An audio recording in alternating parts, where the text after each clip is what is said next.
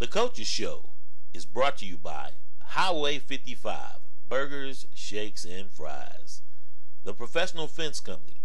Our name says it all. No job too big or too small. Nunboys.com. And GPS Photography and Video, GPSPhotoandVideo.com. Back to the Coaches Show, and Coach, Players of the Week. Who you got? Offensive Player of the Week is Brandon McClary. Brandon McClary, number 6. You know, he caught a lot of passes across the middle. I think it's been a hit on him all season. Hey, I know you can run track, but will you go across there and catch that ball? Brandon's the center. Brandon's the center. No. Oh, I'm talking about that. Well, number 6. Go start that Think about Montrell. But hey, you know, did you ever think about, speaking of which, he's a center, but did you ever think about using him on a tackle eligible play?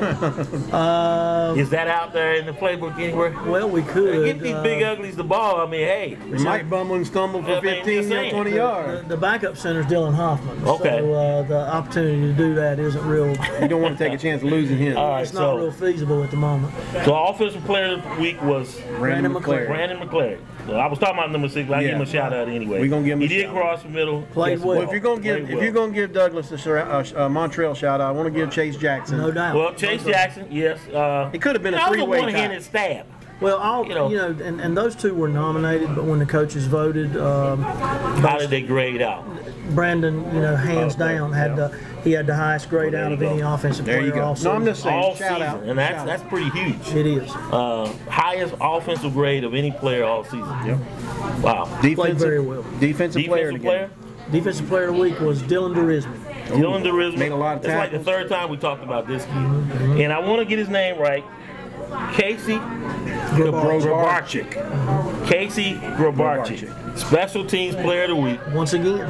When that ball got kicked off, did you, when he caught it, you just like, uh-oh?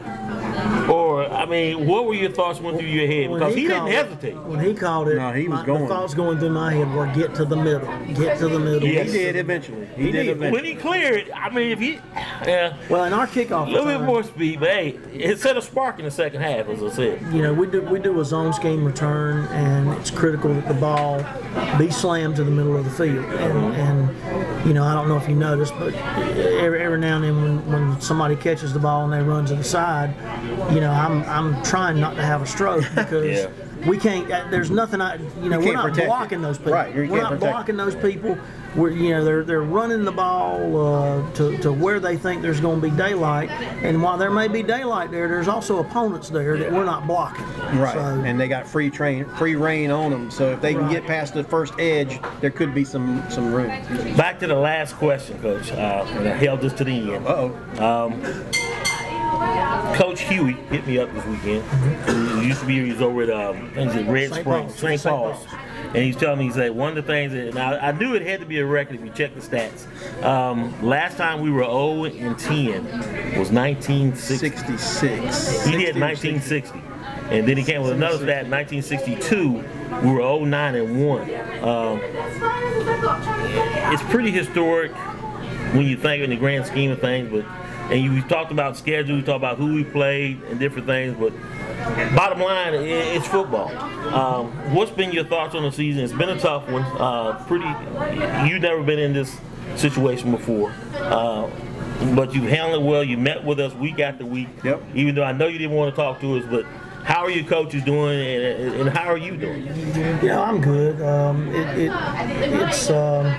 It's disheartening when you work so hard to week in, week out to try and put your kids in position to be successful and and to play well. And we spend our weekends breaking down film, and we spend our Sundays meeting and working on the game plan. And looking back on it, I know what I do. I would imagine it's what the majority of coaches do, but we tend to overanalyze and reflect and examine. Okay, how could we have done some things differently to have possibly made it not go, or made it go different than it went. But it's like we were talking today before practice, standing on the field, going through warm-ups, and somebody was talking about how they couldn't believe this is the last Wednesday practice, and I said, you're right. I said, it's even more so, I said, think about the season. I said, this has been an indescribable experience. You can't make up some of the things that have happened, and you look at the injuries that we've had and the mistakes that we've made, and I got to do a better job as a coach. Our staff has to do a better job, and we're going to re-examine some things as a staff, and we're gonna improve it, and we're gonna keep working, and we're gonna work smarter, and we're gonna work better, and because there's a lot of work needs to be done. Lastly, the ultimate bill payers, class of 2016, those 24 seniors. It's tough. There's not really much you can say to them at this point, other than you got one more game, and leave it all out there. Have you met with any of them this week? I mean, I know we asked earlier, how's their motivation been? How are they feeling? I think it's been good given the situation and the circumstances and how things have gone. And I talked to Dr. Williamson today. We rode together over to Upchurch, and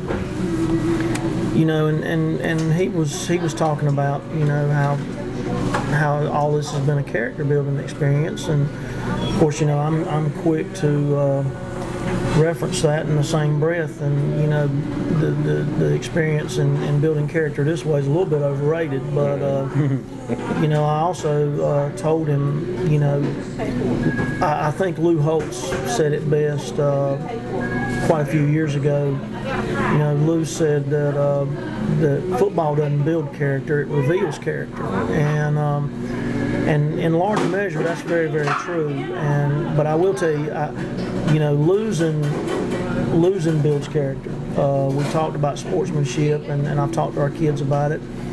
Sportsmanship is really much more about how you win than it is about how you lose. Losing teaches you how to be a man. Because the sun comes up the next day. You got to deal with it. You got to move forward. You got to reflect on it. You got to analyze the mistakes that you made, and you got to work to eliminate those mistakes and come back better because of them. And the other thing Coach Holt said, and I always live by, is that he said, it was a kind of a joke, but he said, "Don't tell me how rough the waters are. Just bring the darn ship in." Right. You're going to have to play football next year. That's exactly right. Well, it's all beginning. You close out your second year, Coach. Thanks for us, meeting with us. Heck yeah, man. Next week we'll do our last transition football coaches show. We're going to transition, and we're going to get Coach Kwame Patterson here, talk a little basketball. Again, Coach, thanks. Appreciate it. Thank you. That's it. Next week, Wednesday, right here at Highway 55, burgers, shakes, and fries for the Coach Show.